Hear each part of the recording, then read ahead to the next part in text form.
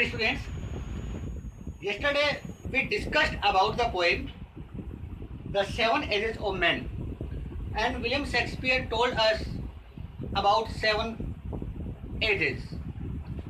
Now we will discuss today all ages. Let's start. At first, the infant. William Shakespeare tells us about the first stage of the man. First age of the man, वो हमें पहली अवस्था के बारे में बताते हैं. और एट फर्स्ट द इन्फेंट, सबसे पहले जो मैन है वह इन्फेंट. इन्फेंट का मीनिंग यहाँ पर है एक बेबी जिसकी एज 6 मंथ से लेकर और 3 ईयर्स तक होती है. शिशु, न्यूबॉर्न बेबी भी कहा जा सकता है. तो एट फर्स्ट द इन्फेंट, सबसे पहले वह एक इन्फेंट का रोल अदा करता है, एक शिशु का रोल अदा करता है. Mewling and पुकिंग. म्यूलिंग, वह रोता रहता है. एंड पुकिंग, और उल्टी करता रहता है. इन द नर्सेज आर्म, अपनी नर्स की आर्म में, गोद में. At first the infant mewling and puking in the nurse's arms. पहला रोल जो अदा करता है वह एक इन्फेंट होता है, शिशु होता है, और वह रोता रहता है, उल्टी करता रहता है अपनी भाई की गोद में, उसकी बाहों में. क्यों? बिकॉज ही इज हेल्पलेस, क्योंकि वह असहाय होता है. यहाँ इन्फेंट को देखते ही एक वर्ड हमारे दिमाग में आता है, हेल्पलेस. तो पहली अवस्था में वो हेल्पलेस है. Then the whining school boy. School boy second age, उसकी सेकंड अवस्था उसकी है. Then the whining school boy. उसके बाद में उसका जो रोल होता है वो होता है स्कूल बॉय के रूप में. इसमें वह कंप्लेनिंग करता हुआ, ग्रम्बलिंग करता हुआ, वो बड़बड़ाते हुए मना करता है स्कूल जाने के लिए. विद इज सेचल, और उसके साथ में एक छोटा बैग रहता है. सेचल बैग, एक छोटा बैग रहता है. एंड शाइनिंग मॉर्निंग फेस, और उसका जो फेस रहता है वो बहुत ही शाइन रहता है. विलियम शेक्सपियर यहाँ बच्चे की पॉजिटिव नेस को बताते हैं और वो बोलते हैं then the whining school boy with his satchel. अपने छोटे से बैग के साथ में वह आनाकानी करते हुए, बड़बड़ाते हुए स्कूल जाता है. और उसका चेहरा बहुत ही शाइन करता है, चमक उसके चेहरे पर रहती है.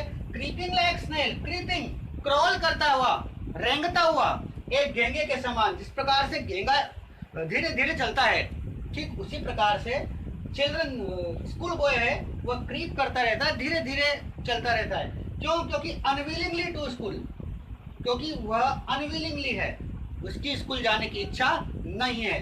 यहाँ पर हम नोट करेंगे लाइक जो वर्ड है यहाँ पर इसका यूज हुआ है, इसको हम अंडरलाइन करेंगे और लास्ट में इस सेंटेंस को हम डिस्कस करेंगे. इस word and then the lover. फिर उसके बाद में वह रोल अदा करता है लवर का, एक प्रेमी का. साइन, देखो यहाँ इसने जो प्रेमी के बारे में बताया गया है वो एक उदास प्रेमी है. William Shakespeare tells us about the condition of a lover. And then the lover sighing like furnace. भट्टी के समान वह गर्म आहें भरता है. भट्टी के समान वह गर्म आहें भरता है. फर्नेस यहाँ पर एक डिवाइस होता है use for the temperature heating, जहाँ उसमें टेम्परेचर पाया था, भट्टी जिसको हम बोलते हैं. तो then the lover sighing like furnace, वो भट्टी के समान गर्म आहें भरता है. With a woeful ballad, woeful, full of sorrow, full of pain, full of trouble, full of suffering, कष्ट से भरे हुए वह प्रेम के गीत गाता है. मेड टू मिस्ट्रेस आईब्रो, अपनी प्रेमिका की तारीफ करते हुए. मिस्ट्रेस आईब्रो का मतलब यहाँ पर उसकी ब्यूटी से है. यहाँ पर क्योंकि उस टाइम में, इन दैट टाइम, उस टाइम में ये आईब्रो का वह जहाँ चलन था तो ब्यूटी के लिए यूज होता था. तो एक बार हम let's complete discuss this point.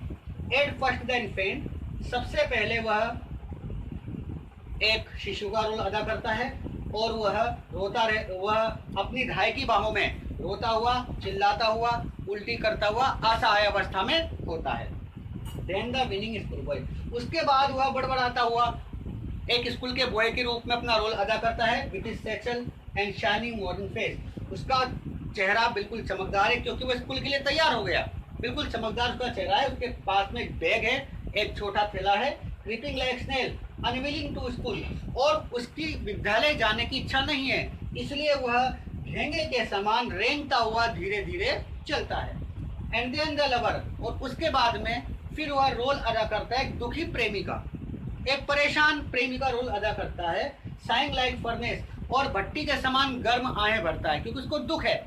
He has suffered with a woeful ballad, और प्रेम दुख से भरे हुए प्रेम के गीत गाता है अपनी मिस्ट्रेस, अपनी प्रेमिका की सुंदरता की तारीफ में, उसको याद करते हुए वह गीत गाता है।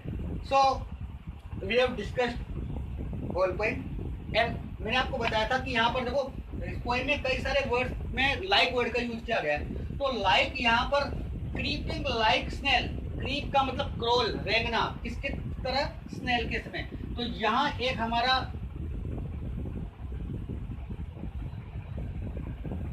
सिमिली, एक फिगर ऑफ स्पीच है यहाँ पर सिमिली, उपमा अलंकार, कंपैरिजन किया गया किसी एक चीज का दूसरी वस्तु से कंपैरिजन करना। जहां लाइक और एज वर्ड का यूज होता है वहां सिमिली होता है। यह एक एडिशनल इंफॉर्मेशन है जो मैंने आपको बताई है। And in the examination when examiner asks us, अगर हमसे पूछता है, then we have to describe it, हमें इसका वर्णन करना पड़ेगा, and it is very important to us.